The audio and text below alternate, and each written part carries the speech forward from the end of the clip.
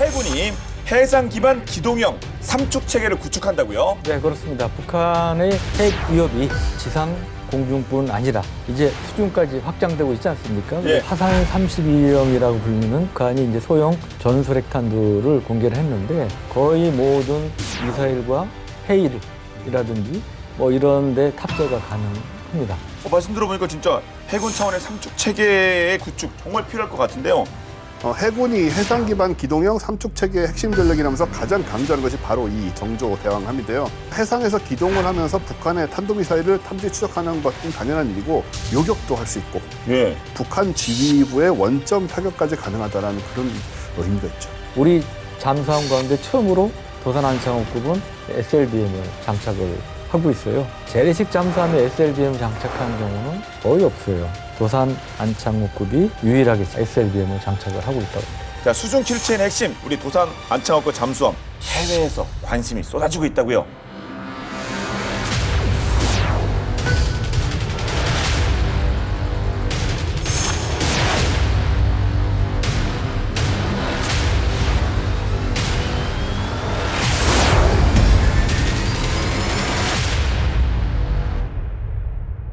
수중 킬체인의 핵심이죠. 대한민국의 독자적인 설계 건조 기술을 획득한 우리 도산 안창호급 잠수함. 야, 근데 이게 당연하겠습니다만 해외에서 막 관심이 쏟아지고 있다면서요. 네, 말씀하신 대로 이제 그 국내 독자 기술이라는 게 핵심적인 부분인데 예.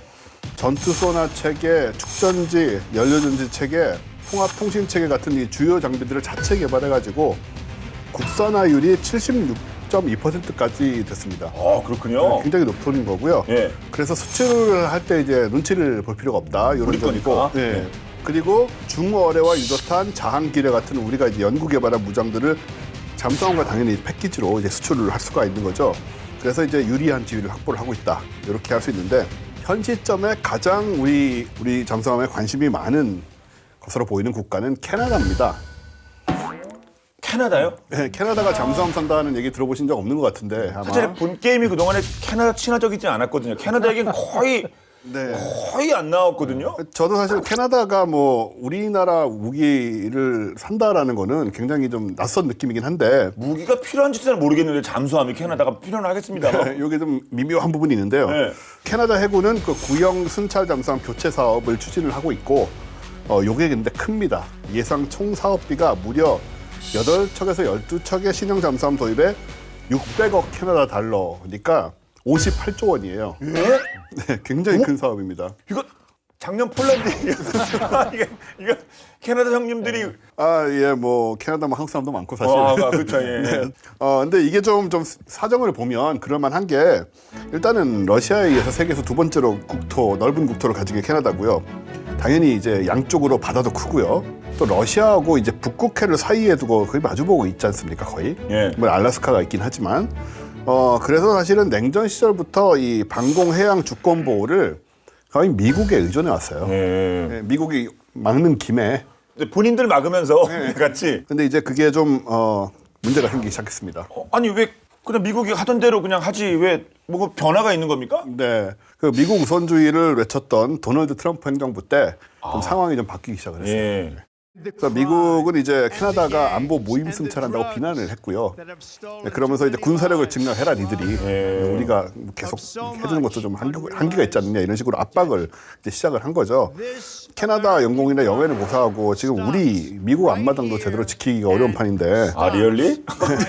진짜 애매하죠. 예. 뭐 정치적인 어떤 뭐 또 의미가 담겨져 있겠죠. 예. 네, 이렇게 주장을 했는데 그래도 어느 정도는 좀 사실인 것이 오바마 2기 행정부 때 국방비가 대폭 삭감이 되면서 주요 전력 증강 사업이 취소가 되거나 미뤄져서 사실 이 과정에서 기존의 장비의 그 수리나 정비 일정도 다 늦춰졌어요. 미국 장비들이.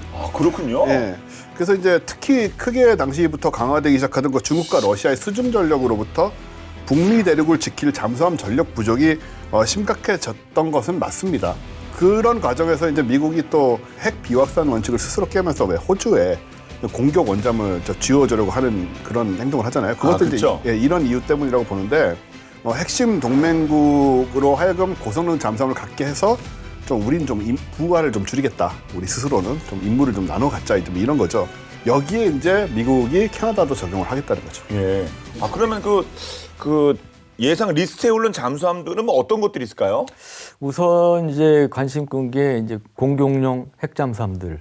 미국은 이제 버지니아급, 그다음에 영국은 아스투급, 그다음에 프랑스는 슈퍼랑급 등이 있는데 이게 보면 핵추진 잠수함이다 보니까 척당 이 가격이 무려 3조 원이 넘습니다. 예. 네. 그리고 이게 또 핵추진 잠수함이어서 캐나다가 도입하기는 좀 매우 어렵지 않을까 이런 시각이 적지 않습니다. 아니 그럼 사업비만 놓고만 본다면 네. 58조라면서요. 사업비로는 충분히 감당할 수 있는 거 아닙니까? 근데 이제 우리가 이제 사업비를 따질 때 최초의 도입가만 따진 거냐? 아 또 그렇게 봐야 되나? 아니면 이제 우리가 이제 항상 또 많이 중시하는 게 라이프 사이클 코스트. 예. 나머지 보통 30년 이상 무기 쓰니까 그 운용주비까지 포함된 거냐? 이제 그거를 따져봐야 되는데 58조는 총 수명 주기 비용이 포함된, 그러니까 그 뒤에 30여 년 동안 쓸 그런 비용까지 이제 감안된 이제 그런 것이고요. 실제 순수 잠수함 획득 비용은 그 중에 이제 25조 가량 되는 것으로 알려지고 있습니다. 그러니까 아까 말씀하신 58조의 이제 절반 이하가 되는 거죠. 이렇게 되다 보면 재래식 잠수함밖에 없게 되는데, 그러면 현실적으로 따져보면 이제 도산 안창호급의 이제 수출량을 대우조선에서는 이제 DSM이 3000이라고 명명을 했는데요. 우리 도산 안창호급하고 일본의 타이게이급 이렇게 이제 두 종류로 이제 좁혀진다는 얘기가 나오고요. 실제로 캐나다 연방조달청하고 해군 관계자들이 지난 5월 10일부터 4월 동안 HD 현대중공업, 울산조선소, 그다음에 하나오션 오포조선소, 해군 잠수함 사령부 등을 찾아서 산천특구 잠수함과 건조시설 등을 실제로 둘러봤다고 합니다. 예. 그리고 일본 잠수함 제조업체인 미쓰비시 중공업, 가와사키 중공업도 역시 방문한 것으로 알려지고 있습니다. 예. 아이고, 이것도 한일전이네요. 한일전이에요. 네. 그러면 지금 이 도산 안창호급인 이 DSM이 3000. 아 이거 그럼 이게 어떻게 되는 걸까요? DSM 3000은 이 우리 도산 안창호급도 배치 1, 2, 3가 있잖아요. 네. 총 뭐 9척을 잡고 있는데 1에서 3번 함이 배치 1, 1단계. 그다음에 4에서 6번 함이 배치 2. 예. 그다음에 7번 함 이후가 배치 3인데요. 근데 이제 이 중에 배치 2, 두 번째 거를 이제 개량한 것으로 이렇게 알려지고 있고요. 수중 배수량이 3,600톤 이상인 것으로 전해지고 있습니다. 그리고 배치원이 이제 일본에서 3번 함이라고 그랬잖아요. 예. 근데 여기에는 이제 연료 전지식인 AIP 추진 체계를 택하고 있는데 배치 2, 4에서 6번 함은 리튬 이온 배터리를 사용을 하고 있습니다. 그래서 개량이 전지를 탑재해가지고 지속 자막 능력이 크게 이제 향상이 이제 됐고요. 또 하나 아까 재래식 잠수함 중에 북한 신포급을 제외하고는 VLS를 탑재한 SLBM 탑재한 유일한 잠수함이다. 또 이제 또 장점 중에 하나를 네. 꼽히고 있고요. 이 수직 발사관 VLS가 배치 1은 6개였는데 배치 2부터는 10개로 늘어납니다. 그래서 그것도 장점 중에 하나로 보이고, 그다음에 이게 원래 현무투비를 개조한 탄도미사일을 탑재하는 것으로 알려졌는데 캐나다가 우리 현무투비를 탑재할 일은 없을 거 아니에요. 그러니까 네. 토마호크 크루즈 미사일이나 이런 순항 미사일 탑재할 가능성이 많은데 토마호크 미사일 같은 경우는 뭐 최대 수십 발까지도 운용할 수 있다는 그런 얘기가 나오고 있습니다. 예. 그럼 나름 뭐 잠수함 한일전인데 그럼 이제 일본 측 대표 선수 이 다이게이급 이 친구는 어떻게 되는 겁니까? 다이게이급은 이제 일본의 잠수함 기술력이 좀 집약된 최신형 모델이에요. 네. 다이게이는 뭐 다이는 크다는 뜻이고 또 게이는 고래, 즉 큰 고래라는 뜻입니다. 아 그런 뜻이군요. 예. 네네. 큰 고래. 근데 크기를 보면 이제 기준 배수량이 3,000톤인데 이렇게 보면은 우리 뭐 도산 안창호함이랑 같다 이렇게 볼 수 있잖아요, 그죠? 덩치가 같다고 생각할 수가 있는데 사실은 이제 그렇지가 않은 게 일본 정부는 이 다이게이급의 3,000톤이라는 수치에 집중적으로 강조를 하면서 기존의 소류급하고 큰 차이가 없다 이렇게 얘기를 하고 있어요. 소류급의 경우는 수상 배수 톤수가 2,950톤이니까 거의 3,000톤인데 수중 배수 톤수는 4,200톤이거든요. 이게 이제 우리하고 어떤 차이가 있냐면은 우리는 가능하면 수중 배수 톤수가 항상 크기 때문에 수치가 예. 그 얘기를 해가지고 좀 배를 크게 보이려고 하는 경향이 있습니다. 우리 관점이. 예. 근데 일본은 오히려 수상 배수 톤수를 사용을 해서 배를 작게 보이려고 해요. 그 일본 특유의 그 정치적 상황이랑 맞물려 있는 거죠. 뭐 위협적이다 이렇게 하고 뭐 일본이 뭐 이렇게 큰 거 맞는다 그러면 네. 오히려 또 불러일으킬 수도 있고 뭐 그렇죠. 실제 의도는 잘 모르겠습니다만 그런 것으로 짐작이 되고요. 네. 그것 때문에 사실은 다이게이급하고 우리 DSM이 3000을 비교를 하면은 그쪽이 좀 더 크다. 이렇게 봐야 될 것 같아요. 일본의 이제 기존의 소류급은 저진동 저소음으로 뭐 세계 최고 성능으로 알려져 있었고 다이게이급은 이보다 더 조용하고 성능이 향상됐다. 이렇게 이야기가 되고요. 그리고 이제 DSM이 3000과 마찬가지로 리튬 기반 배터리를 탑재를 하고 있는데 리튬 이온 배터리는 기존의 이제 납 배터리에 비해서 월등하죠. 성능이 한번 충전을 하면은 3배 이상 오래 쓸 수 있고 그 다음에 수명도 전체 수명도 3배 이상 길고 그리고 충전하는 데 걸리는 시간도 짧고 이런 장점이 있기 때문에 지금 뭐 다시 스마트폰에도 다 이제 리튬이온 배터리 쓰고 있거든요. 아 그게 그대로 이게 또 잠수함에 적용되는 기본적으로 같은 기술이죠. 훨씬 크긴 하지만 특히나 이제 최대 출력 지속 시간이 길기 때문에 다시 말해서 최대 속도로 계속할 수 있는 이 시간이 길기 때문에 기존 납 배터리로는 수중에서 최대 속력으로 한두 시간밖에 못 갑니다. 근데 리튬 이온 배터리를 쓰면 10배가 넘는 30시간 동안 물 안에서 최고 속도로 달릴 수가 있습니다. 그럼 배터리 측면에서 봤을 때 이 한일전 우리 DSM이 3000이랑 이 뭐 다이게이급인가요? 얘랑 이렇게 붙여놓으면 어떻게 되는 겁니까? 이게 일본은 2020년 3월 5일에 네. 세계 최초로 리튬이온 배터리를 사용한 그 소류급의 11번째 잠수함인 오류함을 취역시킨 적이 있었거든요. 그리고 다이게이급은 이제 처음부터 리튬이온 배터리에 최적화된 설계를 가지고 있는 것으로 알려져 있고 그렇게 보면은 그 그간의 노하우가 우리 쪽보다 조금 더 축적된 게 아닌가. 만만치 않네요. 네, 이렇게 볼 수 있습니다.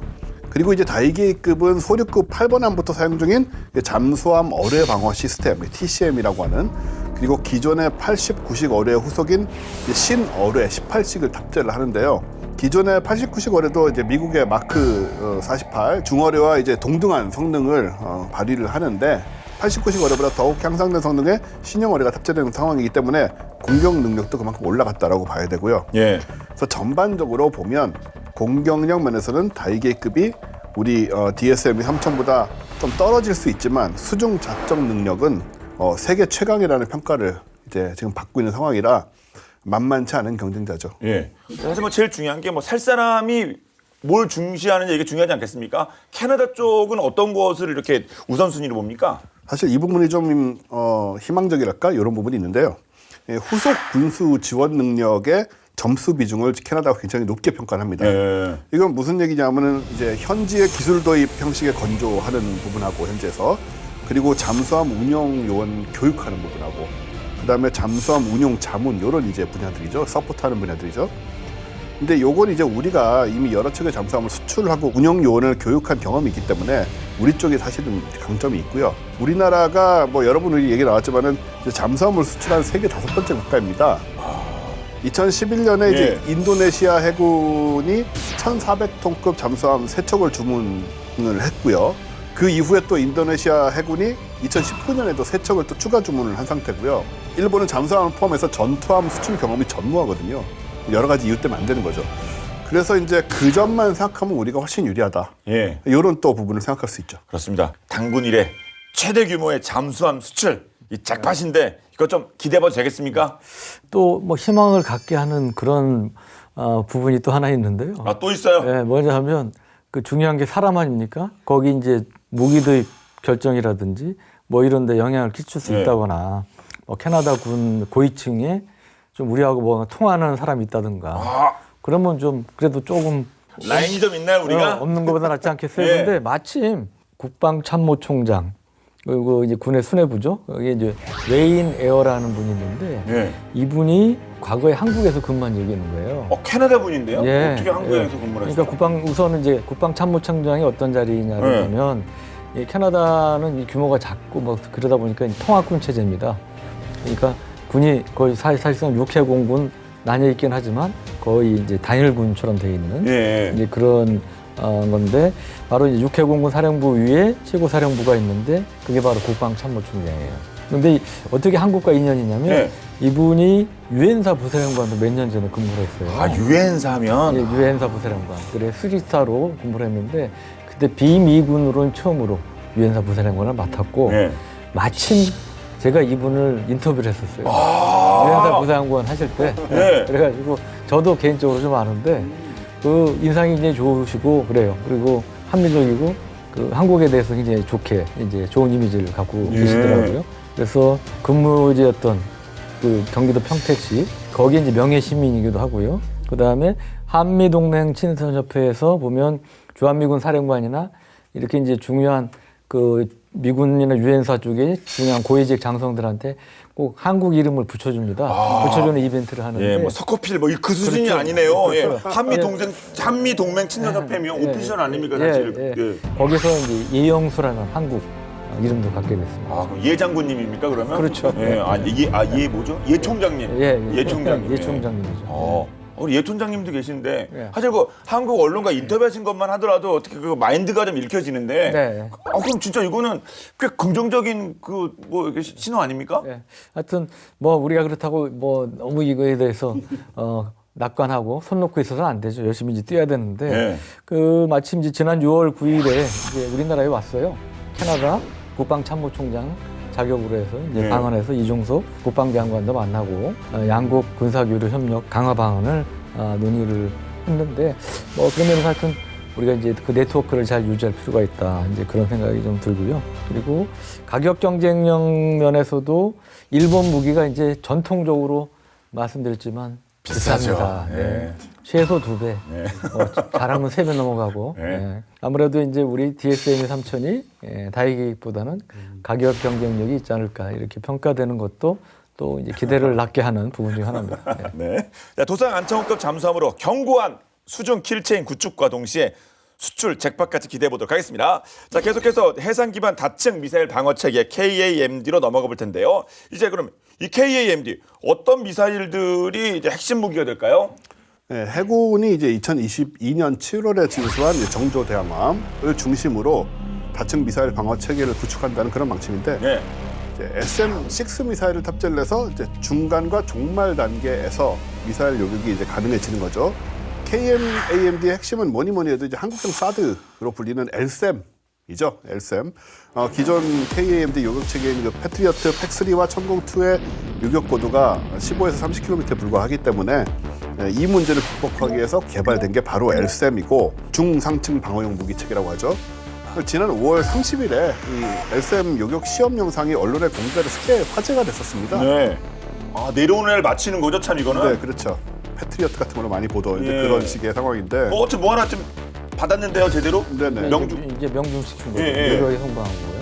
근데 이번 발사에서 좀 놀라운 점이 뭐냐면 그 LSM이 표적탄의 탄두로가 아니라 엔진 기관만 따로 노려서 맞힐 정도로 그래서 정밀도가 엄청나다. 이런 부분을 선보였고 또 군은 이제 추가 시험 발사와 평가를 거쳐서 2024년 말까지 LSM 체계 개발을 완료를 하고 또 2026년에 양산에 들어가서 2027년, 28년에는 실전 배치를 할 것이다. 이렇게 얘기를 하고 있습니다. 예. 특히 LSM은 향후에 지상용뿐 아니라 해상용으로 개량이 또 된다는 건데 2020년대 중반 이후에 총 6척을 건조할 예정인 그 한국형 차기 구축함인 KDDX 여기에 또 탑재가 될 계획이고요. 지상형 LSM은 뭐 교전 통제소, 다기능 레이더, 발사대 등으로 이렇게 구성이 되는데 해상용으로 개량 시에는 그냥 하나의 함정 플랫폼으로 다 이제 통합을 할 수가 있잖아요. 물리적으로 같은 공간에서 운영이 된다는 장점이 있기 때문에 굉장히 효율적이고 또 함정은 당연히 이동 가능하고 예. 그렇기 때문에 북한의 공격으로부터 분명히 안전하다. 이런 장점도 같이 있는 거죠. 예. 근데 LSM이 앞서서 엔진 기관만 따로 노려서 맞힐 정도로 그리고 정밀성이 뛰어나다고 말씀해 주셨는데 아니 근데 사드 체계와 비교해서 정확도가 떨어진다. 이렇게 잘 맞는데 네. 그건 또 어떻게 볼 수 있는 건가요? 레이더의 성격이 좀 다른데요. 네. 레이더의 이제 정확하게는 그 쓰는 주파수 대역이 좀 다르서 그런데 사드 레이더는 우리나라에 쓰고 있는 것은 이제 종말 단계 요격용이라고 그래서 최대 탐지 거리가 한 1000km, 이 탐지 거리는 한 600에서 800km 정도 되는 것으로 알려져 있는데 이 주파수는 X밴드를 씁니다. 그러니까 주파수 파장이 좀 짧죠. 짧은 대신에 정밀하게 추적하는 그래서 이제 요격에 특화된 레이더라고 볼 수가 있는데 반면 LSM은 이게 이제 두 가지 종류가 있어요. 탄도탄 요격뿐 아니고 항공기 격추까지 이제 그런 두 가지 용도로 개발이 되다 보니까 S밴드를 씁니다. 그래서 정확도, 정밀도는 사드보다 떨어진다. 이제 그런 얘기가 나오는 것이고요. 근데 이제 가격 대비 성능 측면에서는 LSM이 압도적으로 요새 유리한 걸로 그렇게 이제 평가합니다. 왜냐하면 아시다시피 사드 체계는 한 세트가 물론 뭐 레이더의 발사대 뭐 이런 것도 포함해서 1조 원이 훨씬 넘어가요. 근데 LSM의 경우는 이제 그보다는 훨씬 쌀 걸로 이렇게 보여주고, 그다음에 운용주의 측면에서도 이제 사드가 LSM보다는 비싼 것으로 그렇게 얘기가 나오고 있습니다. 레이더하고 그다음에 요격 미사일 강국으로 우리가 발돋움하기 위해서는 꼭 개발이 돼야 될 이러한 존재다고 얘기가 나오는 것이고요. 이게 일단 성공하면 이걸 토대로 해서 더 발전된 무기들, 미사일들을 만들 수 있죠. 예를 들면 LSM을 개량한 LSM-2도 이제 개발이 추진되는데, 참고로 이번에 성공한 LSM의 경우는 최대 요격 구도가 50에서 60km 정도로 알고 있어요. 거의 사드급으로 개발하겠다는 게 이제 LSM-2의 목표입니다. 그래서 100km 이상, 고도 100km 이상 개발하겠다는 게 목표고, 이거는 이제 2024년부터 내년부터 2035년까지 2조 7,100억 원을 투자를 해서 개발을 하게 되고요. 그러면 우리도 이제 명실상부한 이 다층 미사일 방어망을 갖춘 그런 나라가 될 수 있는 거죠. 네. 미사일 방어는 날아오는 미사일을 요격하면서 반격을 통한 원점 타격이 당연히 실시간에 이루어져야 상대가 함부로 도발을 못하겠죠. 그래서 북한의 핵심 시설에 대한 대량 응징 보복 KMPR이 필요할 텐데, 해군 차원에서의 무기 체계 어떤 게 있습니까? 그래서 대표적인 게 이제 함대지 탄도 미사일인데요. 그 전에 우리가 이제 전술 함대지 미사일이 있었는데, 이거는 순항 미사일입니다. 크루즈 미사일이다 보니까 탄두도 작고 속도는 느리고. 근데 이번에 새로 개발하는 함대지 탄도는 현무초를 기본적으로 개량한 이런 형태로 최대 사거리 한 500km 되는 거 기본형이고요. 그보다 센 이 현무포 5도 이제 함대지형이 이제 개발될 거라는 거죠. 그래서 만약에 이게 이제 배치가 되면 상당한 타격 능력을 갖출 것으로 이제 보여지고요. 함대지 탄도미사일 개발에는 내년부터 2036년까지 약 6,100억 원을 투자해서 개발한 것으로 전해지고 있습니다. 정조대왕급 3척, 그다음에 한국형 차기 구축함 KDDX 6척에도 각각 배치가 될 것이기 때문에 말씀하신 KMPR 능력도 이제 그런 다용도로 듀얼 퍼포즈죠, 그야말로. 네. 그런 용도로 해서 함대지 탄도가 개발된다고 볼 수 있습니다. 그리고 정조대왕함이나 이제 KDDX 외에 상당히 흥미로운 탑재 플랫폼이 공개가 됐는데요. 플랫폼이요? 네. 6월 7일부터 사흘간 부산에서 열렸던 그 해군 및 해양 방위 사업 전시회, 또 이제 마덱스라고 하죠. 예. 마덱스 2023에서 가장 주목받았던 것이 바로 이 하나 오션의 합동 화력함이었습니다. 우리가 익숙한 저 배들하고 좀 다르게 생겼죠. 뭐가 없는데요, 그냥? 예. 이게 이제 소위 떠다니는 미사일 기지라는 건데, 80발 이상의 함대지 탄도 미사일로 북한 내륙의 군사 시설을 집중 타격을 한다. 이제 이런 관점으로. 80발 이상. 아, 그래도 합동화력함이군요. 네. 이 원래 합동 화력함의 전신은 미국입니다. 1980년대에서 90년대 미국 해군이 당시에 최신형 스마트 무기인 그 토마호크 함대지 미사일, 요거를 이제 이게 걸프전에서 크게 활약을 했잖아요. 그래서 크루즈 미사일을 대량으로 탑재한 이제 아스널십을 건조를 하려고 했었습니다. 아스날이 뭐 무기공감 그거 아닌가요? 그렇죠. 예. 무기고십이라는 그런 개념인데, 수백 발의 크루즈 미사일을 탑재를 해서 항공모함의 지상 공격 임무를 대신한다. 아, 얘는 이제 완전히 미사일 쏘는 역할이군요. 뭐 이렇게 뭐 탄도미사일 탐지 뭐 이런 거 없이 그냥 쏘는 거군요. 말 그대로 미사일 기지인 거죠. 떠다니는. 그럼에도 불구하고 이제 뭐 건조 비용 같은 거는 항공모함보다 훨씬 싸니까 이렇게 효율적인 작전을 수행할 수 있다는 개념이었는데, 이 아스널십은 비용 대 효과를 살리기 위해서 당시로서는 최신 기술인 그 스텔스 기술하고 또 이중 선체 기술을 적용을 했고, 전통적인 전투함 방어를 위한 방어 미사일이나 함포는 이제 하나도 없는. 근데 이제 개념에 대한 논란이 당연히 없을 수가 없었겠죠. 그래서 이제 미국은 결국은 어떻게 됐냐? 전투함의 방어 무장을 충실히 갖추면서도 또 아스널십의 지상 공격 개념을 이어받은, 그렇게 만들어진 게 주말트. 그 유명한 주말트죠. 순서가 그렇게 된 겁니까? 네네. 주말트가 건조가 됐고, 결국은 방어 무기도 넣고 아스널십처럼 이제 강력한 스텔스 기능도 넣고 이렇게 하다 보니까 문제는 가격 아니겠습니까? 예. 한 척당 이제 4조 원에 달하는 그런 배가 되었죠. 이것도 넣고 저것도 넣고 하다 보니까 가격이야 뭐 청정부지. 예. 요새 이게 5조가 훨씬 거의 7조가 됐더라고요. 이제는 그렇게 됐나요? 네, 그러니까 5조 이상 정도를 하시냐. 네, 5조 이상. 또 뭐 또 우리나라 환율도 해가지고 그렇죠. 한으로 따지면 5조 이상의 그런 비싼 배가 돼버려서, 결국은 미국 입장에서도 이게 기본적으로 그 사업 좀 예산 관리 이런 것에 좀 실패를 한 상황이 된 거예요. 예. 미국의 경우에는 이 아스널십의 주 사용처로 타겟으로 이제 북한을 삼았던 것이고, 그러다 보니까 역시 우리도 이 아스널십이 어떻게 되는지 과거부터 좀 관심을 안 가질 수가 없었던 거죠. 예.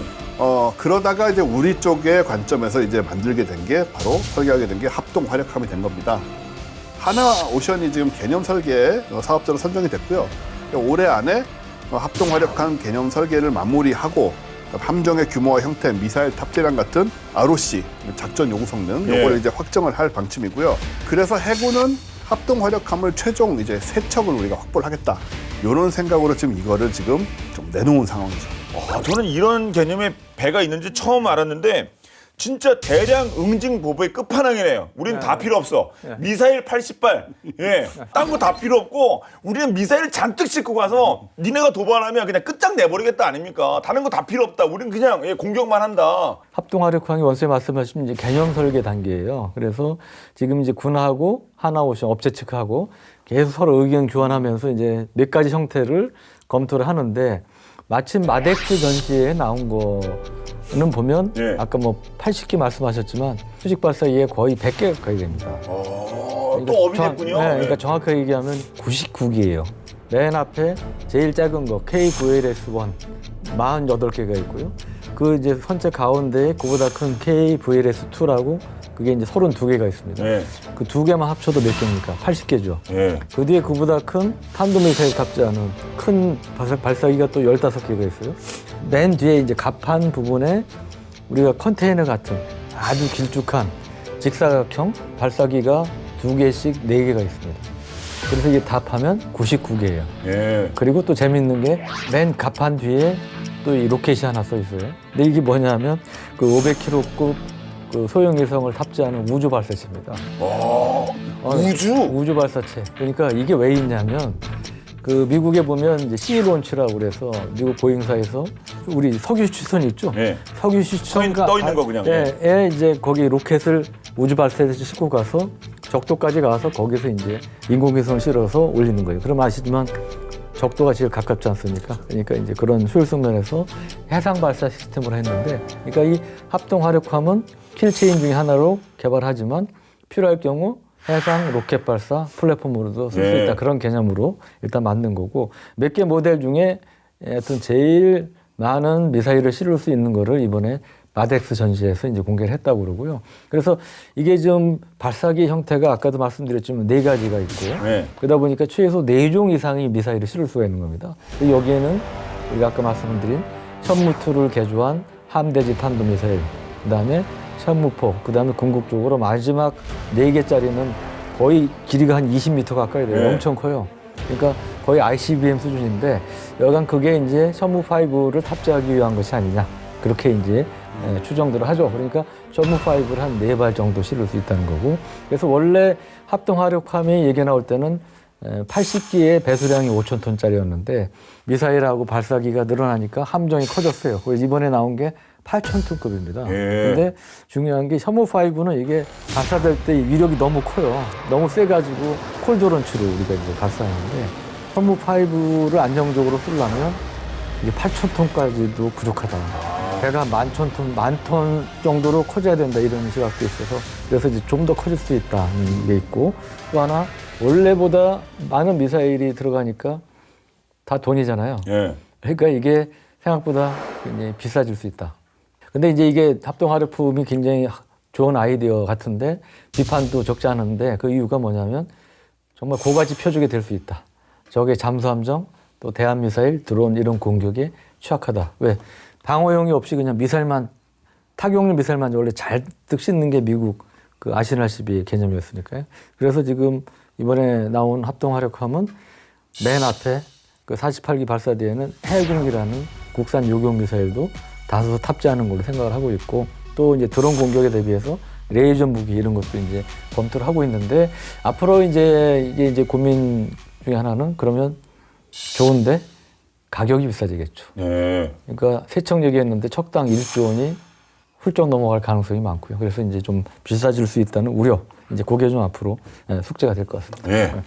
하지만 진짜 그 KF-21 이후 처음으로 진짜 아드레날린이 도입되면 정말 세계에서 처음 도입되는 함정이에요. 네. 그래서 뭐 100발 이상 미사일 쏜다, 세계에서 뭐 첫 도입되는 거 뭐 추진한다 이런 식이 되니까 댓글들이 상당히 그런 면에서 좀 이렇게 좀 이거는 우리 예. 전 MC 비슷한 반응을 뭐, 보이는 댓글들이 뭐 꽤 아드레날린 있더라고요. 도파민 막 이런 거 뭐 하든 막 이거지. 네. 예. 그러니까 때려 부수는 게 딜러고 맞는 게 탱커거든요. 이제 그 중간쯤 역할이 부르저고 퓨어 딜러가 나왔습니다.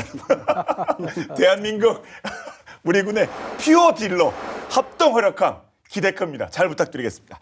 자 이제 본방 야타로 넘어갈 텐데 그런데 우리 군을 상대로 99%의 승률을 올리고 있는 북한 부대가 있다고 합니다. 아니 우린 싸운 적도 없는데 최근에 99% 승률을 올리고 있는 이 북한 부대가 무슨 얘기인지 어떤 부대일지 진짜 있는 건지 본방 야타에서 알아봤습니다. 보시죠.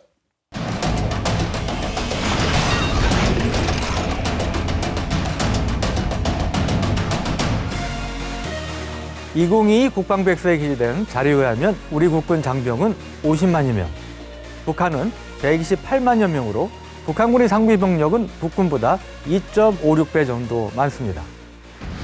장갑차를 제외하고 전차와 야포 그리고 함정과 같은 재래식 무기에서도 북한군이 양적 우세를 취하고 있는 것으로 보이는데요. 하지만 이건 단순하게 숫자로만 계산했을 뿐 현대 전쟁은 머릿수로 하는 게 아니죠. 북한군 전력 대부분은 노화된 것에 비해 우리 국군은 4차 산업혁명 신기술을 적용해 미래지상군 아미 타이거와 첨단 이지스 구축함 및 3,000톤급 잠수함 전력, F-35의 스텔스기 등 첨단 무기 도입을 지속해서 이어가고 있고 여기에 훈련 수준과 합동 전략 운용 개념 등을 종합했을 때는 질적 측면에서 국군이 우세하다는 평가가 나옵니다. 간단히 말하자면 북한군을 상대로 우리 국군은 일당백을 할 수 있다는 것이죠. 그런데 우리 국군을 상대로 무려 99%의 승률을 자랑하며 무시무시한 소문으로 무성한 북한군 부대가 있다고 합니다. 도대체 어떤 부대길래 우리 국군이 이렇게 맥을 못 추는 건지 지피지기면 백전불태를 되새기며 한번 알아보겠습니다.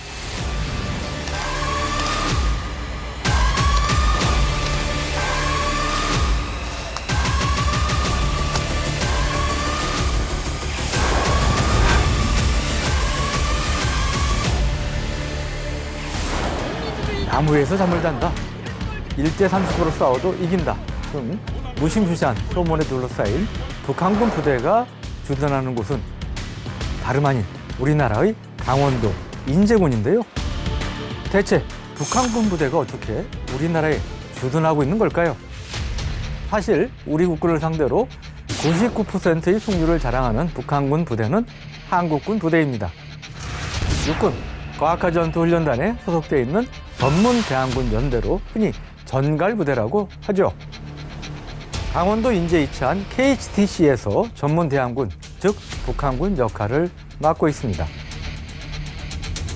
KHTC는 여의도의 41.6배 규모인 120제곱킬로미터 넓이에 약 160km에 달하는 전술도로와 건물지역 전투, 공중강습작전, 도하작전 등 특수작전 훈련이 가능한 훈련장이 있는데요.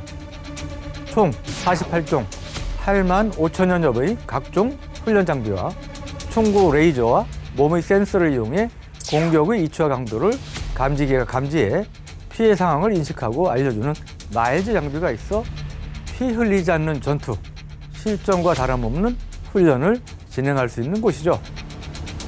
KCTC 훈련에서 북한군 역할을 맡은 전갈부대는 부대의 상징이자 별칭이 전갈처럼 신속하고 은밀하면서 치명적인 공격을 펼치기로 유명하고요. 부대의 슬로건 또한 적보다 강한 적, 적보다 지독한 적인 만큼 상당한 교육과 훈련량으로 유명한데요. 먼저 전갈부대에 선발된 인원들은 훈련 과정이 보충속기로 악명난 전갈교육대에서 입수해 3주간의 훈련 동안 독도법과 화력 요청 방법, 개인 전투기술, 야간 기동법, 소규모 전투기술 등을 배우고 2주차에 20km 산악행군, 3주차에 40km 산악행군을 진행합니다. 이외에도 전갈교육대만의 특이한 훈련이 있는데요. 바로 북한군의 전술과 군사수로 훈련입니다. KCTC 훈련에서 다른 부대들이 실제 북한군과 싸우는 느낌이 들도록 전갈 부대원들은 훈련 때 북한말과 북한 군사용어를 사용해야 하기 때문에 외워야 하는 북한말이 무려 500에서 600개 정도 됩니다. 전갈 교육대의 모든 훈련 과정을 수료하고 나면 비로소야 전갈 부대의 상징, 전갈 배치를 받고 전문 대항군으로 거듭나게 되는데요. 이후 전갈 부대의 생활관에 들어가게 되면 관물대에는 북한 군복이 걸려 있습니다. KCTC 훈련 때나 완벽히 북한군처럼 생활해야 하는 집중훈련 기간에 착용하는 건데요. KCTC 훈련과 집중훈련이 없는 평상시에는 전갈 부대만의 KCTC식 훈련이라 하여 한악 지역에서의 신속한 기동과 실제 전투 임무와 기술에 필요한 체력을 기르기 위해 매일 아침 1km를 단독 군장과 완전 군장, 방독면 구도를 병행하는데요. 이후 다른 부대와 함께하는 KCTC 훈련이 벌어지면 전갈 부대는 북한군과 유사한 무기와 복장을 착용한 채 북한군의 전략 전술을 구사하면서 무박 4일간의 전투 훈련을 벌이는데요. 공포탄을 쏘고 화약 냄새가 진동하는 강원도 인제의 험난한 산지를 뛰어다니며 실전 같은 치열한 전투 훈련을 벌이다 보니 전갈 부대원들이나 상대 부대원들 모두 총에 맞지 않기 위해 비탈길로 몸을 던질 정도로 훈련의 몰입도와 실전성이 매우 높다고 합니다. 하지만 그만큼 훈련 중 부상도 빈번하게 일어나고 일반 부대원들의 경우 KCTC 훈련을 한 번만 진행해도 진이 다 빠질 정도로 체력 소모도 크다는데요. 전갈 부대원들은 이렇게 힘든 훈련을 연 10회 이상씩이나 치르고 있다고 합니다. 적보다 더 지독한 적으로 아군을 괴롭히며 우리 군의 전투력을 최강으로 끌어올려주고 있는 전갈 부대. 평상시에는 우리 군의 훌륭한 스파링 파트너의 역할을 맡지만 전시에는 기습 침투 및 국지 도발을 수행하는 북한 특작 부대를 차단하고 경멸하는 한항 여단의 임무를 수행합니다. 북한에 대한 높은 예력과 뛰어난 전투력으로 엄청난 전과를 올려줄 것 같아 든든한데요. 나라를 위해 불철주야 힘쓰고 있는 국군 장병 여러분들 모두 화이팅입니다.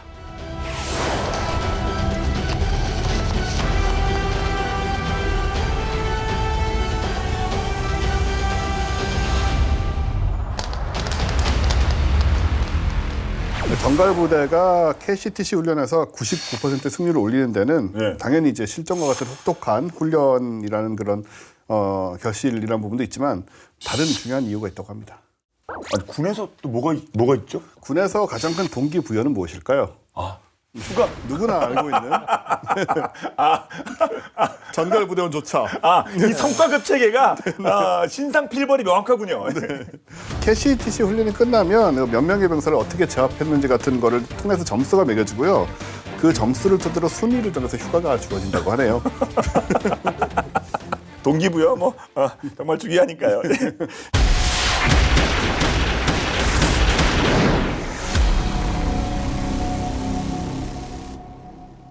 자, 다시 제가 본론 넘어가서 해상 기반의 KMPR 전력 또 어떤 것들이 있을까요? 사실 현 시점의 해양 기반 KMPR 전력은 거의 전무한 상황이라고 지적이 되고 있습니다.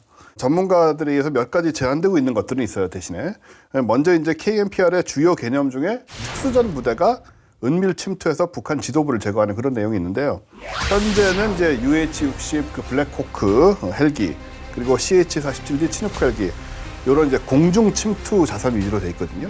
북한의 방공망을 뚫고 공중으로 침투한다 뭐 이런 얘기인데 사실은 가능성이나 은밀성에서 좀 효과가 떨어진다고 볼 수 있죠. 네. 그런데 수중으로 침투하는 경우에는 특히 은밀 침투는 굉장히 용이하다는 그런 장점이 있잖아요. 그래서 이걸 위해서 필요한 해군의 KMPR 전력으로는 이제 특수 침투정, 특수전 지원함 이런 것들이 꼽히는데요. 합동참모본부는 지난 2008년 10월에 해군이 보유하고 있는 해상 침투정과 지원함은 수명이 다했고 또 파도에 약해서 임무 수행에 제약이 있다라고 이제 얘기를 하면서 스텔스 기능을 갖춘 그런 특수 침투정과 특수전 지원함을 도입하기로 결정을 했는데요. 근데 국내 개발이냐 해외 개발이냐 뭐 해외 도입이냐 이런 거를 놓고 15년을 제자리 걸음을 하게 됩니다. 길었네요, 고민이. 네. 얼마 전까지도 그 상태였다가 올 1월에 드디어 방위사업청이 특수전 지원함 등 2종 사업 분석을 위한 연구 용역을 발주를 했습니다. 예.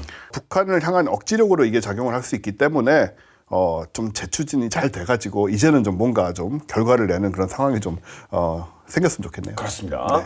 그 해상 기반 KMPR 핵심 전력으로 고위력 탄두를 장착한 SLBM 추가 확보 필요성이 제기가 되는데요. 사실 도산 안창호급 특히 배치원의 SLBM 같은 경우는 우리가 이제 북한 SLBM에 대응하기 위해서 급하게 좀 부랴부랴 집어넣는 성격이 있어요. 그러다 보니까 좀 큰 거를 못 집어넣고, 그리고 SLBM 주로 이제 전략무기 때문에 핵탄두를 하는데 우리는 재래식 탄두란 말이에요. 그러다 보니까 이게 정말 이 고가치, 이 자산에 SLBM 탄두가 너무 약하다. 이제 이런 지적도 있단 말이죠. 네. 예, 그래서 이거를 이 고위력 탄두를 갖춘 그런 SLBM을 탑재하는 쪽으로 해야 된다. 특히 유사시에 북한 정부 수뇌부 전쟁 지휘부에 대한 그런 타격력을 갖기 위해서는 그 필요하다. 그리고 일부에서는 뭐 EMP탄이라든지 이런 정말 특수한 이러한 성능을 갖는 이러한 탄두를 갖춘 SLBM을 집어넣어야 이게 진정한 SLBM으로서 의미가 있다. 이런 이제 지적도 나오고 있습니다. 예. 네, 이렇게 해서 해상 기반 기동형 삼축 체계 구축에 대한 해군의 청사진은 2주간에 걸쳐서 살펴봤는데요. 사실 뭐 육해 공군에 이렇게 삼축 체계에 해당하는 그 어떤 자산들이 흩어져 있는데 이게 유기적으로 좀 통합되면 좋긴 하겠는데 뭐 이에 대한 그림은 좀 없습니까? 그래서 국방부가 이제 2024년 내년까지 육해 공군 전략 무기를 통합해서 전략사령부를 이제 창설을 하기로 했는데 육해 공군에 나뉘어 있는 삼축 체계를 이제 한 부대처럼 지휘 체계를 일원화해서 유사시 이제 신속하고 효율적으로 대응할 수 있도록 하겠다는 것이고, 예를 들면 공군 같은 경우는 우리 대표적인 전략 자산이 뭡니까? F-35, 네. 스텔스 기관. 그다음 해군 같으면 우리 도산 안창호급 잠수함이 되겠죠. 육군은 이제 션무 T3, 그다음에 뭐 션무 5 미사일, 4, 5 미사일 이런 것들이 이제 해당이 될 텐데요. 근데 여기 이제 전략사령부 사령관은 이제 중장급이 맡게 될 것으로 예상이 되고, 전략사령부 당연히 이제 합참 이하에 이제 편성이 될 것으로 전망이 됩니다. 네. 정말 그 힘에 의한 평화 체계 구축, 예, 핵심이 되는 삼축 체계에 대해서 살펴봤는데, 자, 끝으로 한 말씀씩 부탁드리겠습니다. 네, 삼축 체계를 포함해서 뭐 체계적으로 뭔가를 구성을 하고 운영을 한다는 것 자체가 그만한 국력이 필요한 거거든요. 예. 기술도 필요하고 무기도 필요하고 돈도 필요하고 이 모든 것이 또 숙련된 뭐 그 인원 이런 게 다 있어야 체계적으로 운영이 가능한 거잖아요. 그래서 우리나라도 보면 이제 뭐 이런 측면에서도 그런 수십 년 동안 그동안의 경험과 또 뭐 여러 가지 나라 자체가 또 부강해진 이런 부분을 다 포함해서 준비가 갖춰졌기 때문에 이런 체계적으로 이런 것들을 구축을 해낼 수가 있게 됐고, 그래서 이제 적의 위협으로에 대해서도 굉장히 그 합리적이고 체계적으로 저항할 수 있는 그런 힘을 갖겠다는 생각이 들어요. 어떤 그런 위협도 다 준비를 이제 미리 갖춰 놓고 이제 해양 중심으로 얘기를 했지만은 이제 그런 관점이라서 그런 걸 보고 있으면은 방심할 수는 없지만은 우리가 충분히 북의 위협이나 다른 어느 쪽의 위협에서도 대항할 수 있는 그런 나라가 되지 않았나, 이제 준비가 되지 않았나, 그런 생각을 하면서 또 이런 것들을 보게 됩니다. 우리가 이제 지상과 공중에서만의 삼축 체계가 이제 한계가 있다 해서 이제 해상, 수중 포함해서 이제 삼축 체계가 추진이 되는 것으로 알고 있는데, 북핵 억지력 강화 측면에서 분명히 긍정적인 측면이 있고 필요한 부분이 있습니다. 하지만 일각에서 여러 가지 아까 말씀드린 그 합동화력함이라든지 KDDX 관련이라든지 이런 등등에 대해서 일부 우려하는 부분에 대해서는 보완해 가면서 전력 증강 방향을 제대로 잡고 추진을 해나가지 않나 생각이 듭니다. 네. 자, 오늘 본게임은 여기까지입니다. 본게임은 국방TV 유튜브를 통해서 언제든지 시청할 수 있으니까요. 많은 활용 부탁드리겠습니다. 다음 주 더욱더 화끈한 내용으로 돌아올게요. 지금까지 저희는 본게임 2의 MSG였습니다. 고맙습니다. 합동화력함. 완전 딱 주셨네요. 딱 그겁니다, 진짜. 네. 모두가 원했던. 우리 전 MC님께서 앞으로 합동화력함 홍보대사가 되실 것 같아요. 아니, 그는 앞으로 해군과 모사에서 적극적으로 한번 모셔가지 않을까요? 진짜 이거는 이제 기사 찾아볼 건데요. 반응이 좋을 수밖에 없습니다. 이거는. 네. 아니, 그 말 그대로 그냥 대량 임무복을 바로 이렇게 해야 되는 거 아니겠습니까?